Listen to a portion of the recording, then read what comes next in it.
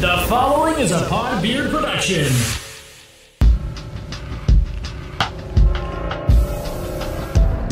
Sharing the stories of the tortured and the haunted. You are listening to Creep or Sleep. Hello, boys and ghouls, and welcome back to tonight's episode of Creep or Sleep. This is your host, The Goon, and tonight's story is called Pissing Well by Reddit user KG Lewis. Now you stay put, I'm gonna go let out my lizard, and I'll be back when Matt is done telling you this twisted tale of terror. Until then, Spike! Spike! Get back in your cage!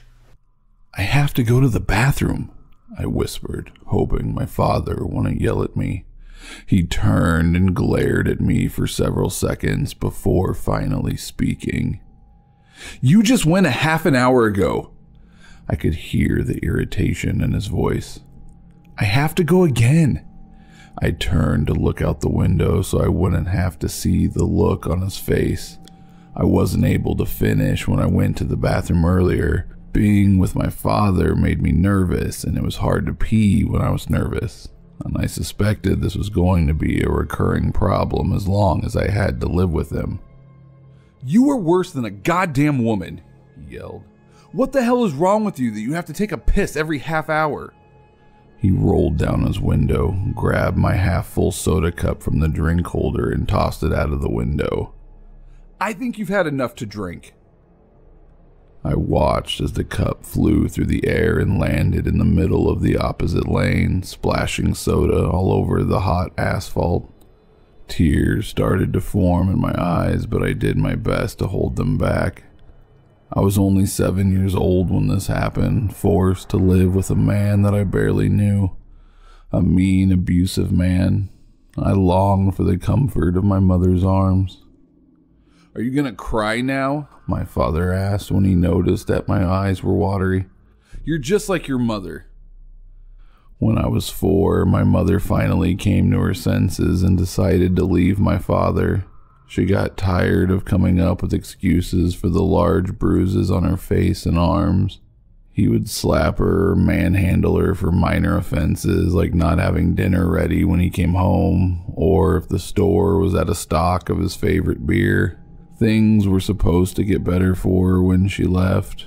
They were at first, but once we ran through every available assistance program the government had for battered women, things got worse. The only way she could afford to keep food on our table was by stealing credit card information from the restaurant she worked at. She only did it out of desperation, but it eventually caught up to her. The last time I saw my mother was when she dropped me off at school on her way to the truck stop diner where she worked. She never returned to pick me up. I remember sitting on the steps in front of the school waiting for her to show up.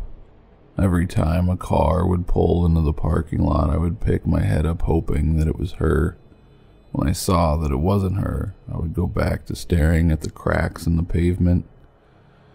Eventually, a teacher came outside and brought me into the office where I sat until a woman from DFCAS came and picked me up. Before we left, she explained who she was and what had happened to my mother. I wasn't surprised. It was only a matter of time until she got busted.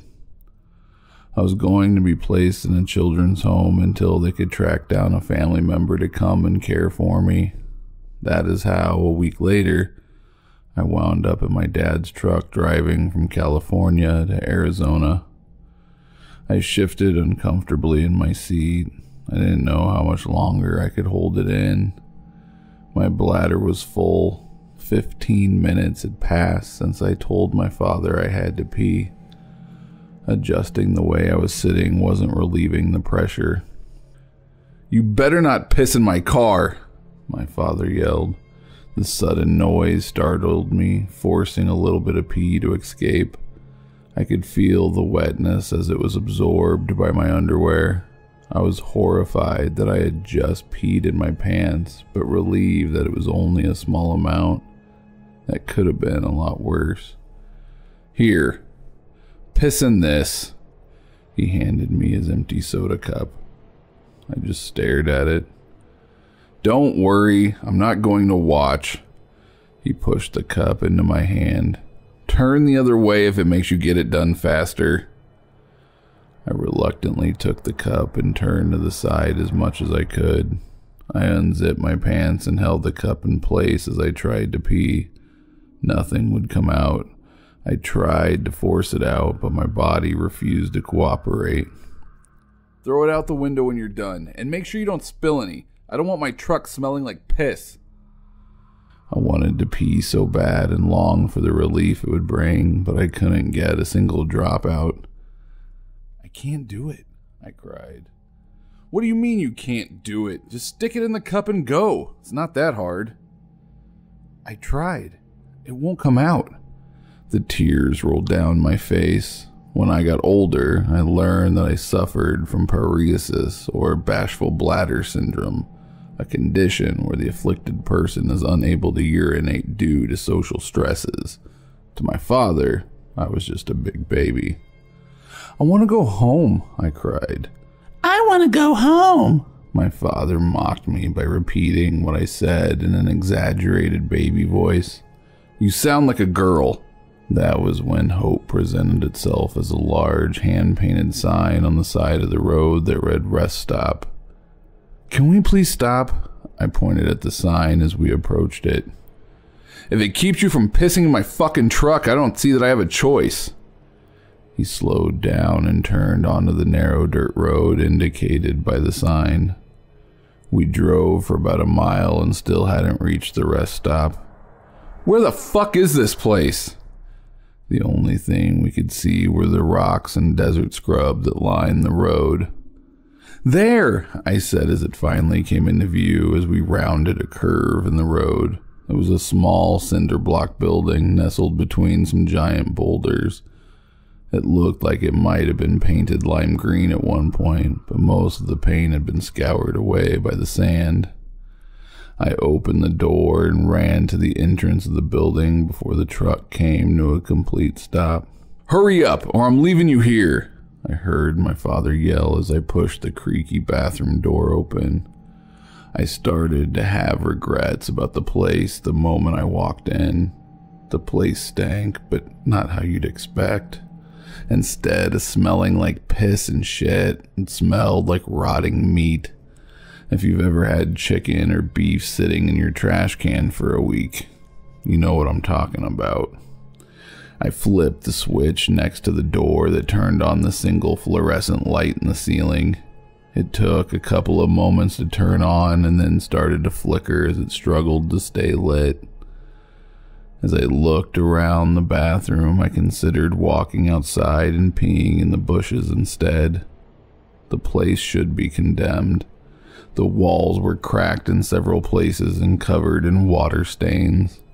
The fixtures of the sink were covered in rust and continued to drip a dark, brownish liquid into the exposed hole of the drain. I jumped when my father honked the horn. I had walked far enough into the restroom to stand before the opening to the single stall. Its door was missing, and the toilet was nothing more than a rusty metal seat above a hole in the floor. There was no water in the bowl, just a dark void. Thankfully, I didn't have to poop. There wasn't any toilet paper. There wasn't even a fixture to hold any, but I could see the holes in the stall where a holder used to be mounted. I took a couple of hesitant steps into the stall and started to unzip my pants. That is when I looked up and noticed the odd little shelf on the wall behind the toilet. It was also covered in rust and looked like it could fall at any moment. Written in red paint on the wall above it were the words, "Make a wish," with an arrow pointing to the shelf. As I leaned in closer, I noticed there was an odd-looking coin sitting in the middle of the shelf. It was tarnished and not quite round, with a bunch of strange symbols and words written on it. My dad honked the horn again. He kept his hand on it for several seconds, making sure that I got his point. I glanced back towards the door, then at the shelf. My dad honked the horn several times in rapid succession. I gently picked the coin up off the shelf, stared at it for a moment, and flipped it into the toilet. I wish my dad would leave me alone so I could pee in peace, I said to myself. Right after, I thought that I heard the coin land with a wet smack as it finally came to rest somewhere in the bottom of the hole. I was about to take aim and finally go pee when the restroom door slammed open. "What the fuck is taking you so long?" my father yelled as he walked over to the stall. "God damn, it stinks in here." I looked over at him sheepishly. "Now I have to pee," he said, and walked over to the toilet, bumping me out of the way with his hip.